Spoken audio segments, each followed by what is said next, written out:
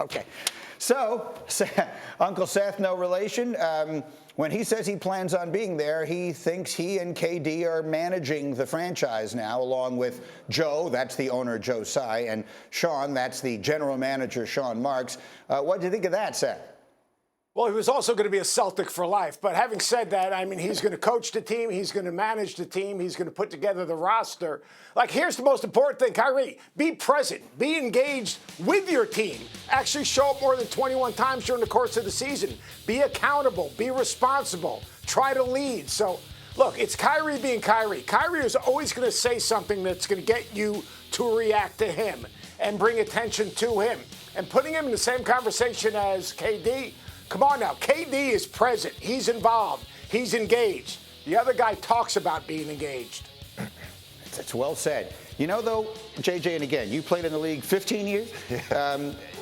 On some level, he's just telling the truth. Like, it might make me a little bit crazy to hear him say it. It might sound like a very unself-aware thing to say, considering the year they've been through. But the reality is that franchise has just handed itself over to KD and Kyrie. So on some level, he's just saying the quiet part out loud. It's a great point, and the optics of that word, and given his backstory and everything that's happened, what he said about Steve Nash and them not needing a coach. Right. Like, I get the reaction to this, but you're 100% spot on. Look, I had input sometimes on personnel decisions. I would talk to the owners. I was a bit role player. I was not a superstar like Kevin and Kyrie. The reality is, every franchise operates this way. They allow the star players to have some level of input on management. Sean Marks is more than capable. He's proven himself to be a top-level GM.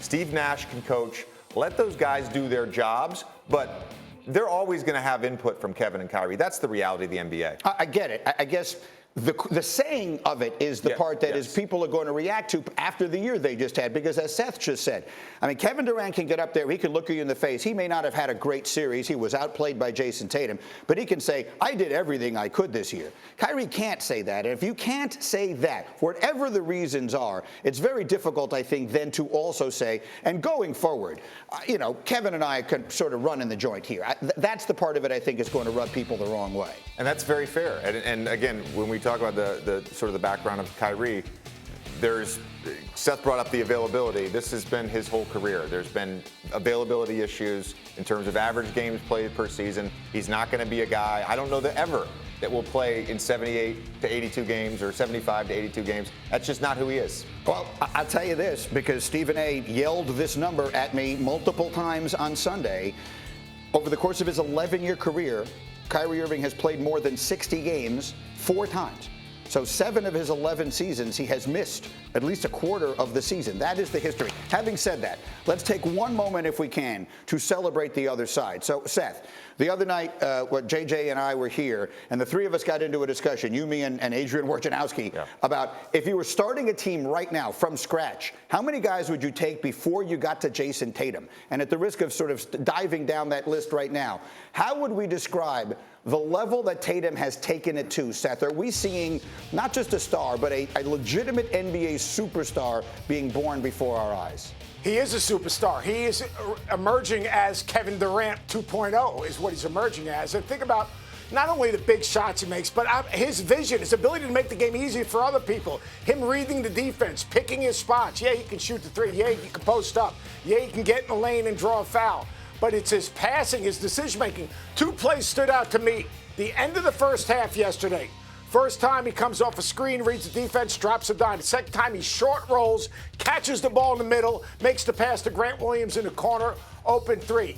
He is a winning player that understands exactly the moment. And when the moment shows, he basically embraces it. Look, to me, he's Kevin Durant 2.0. I know that's kind of extreme after this series, but that's how I feel.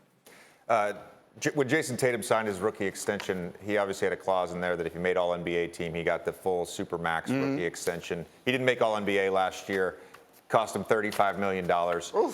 It's a bad rule. We need to redo this with the league and the union. He had a slight uptick in points, rebounds, and assists, actually dropped in three-point field goal percentage. But 2 things happened this year that were different, and it's why he's going to make first-team All-NBA. Number 1, the Celtics won. And number two, he became a dominant two-way player. He was the leading defensive win share person on the number one defense in the league. We witnessed that all series. He took whatever matchup, including Kevin Durant, for most of every game. Thank you for watching ESPN on YouTube. For live streaming sports and premium content, subscribe to ESPN+.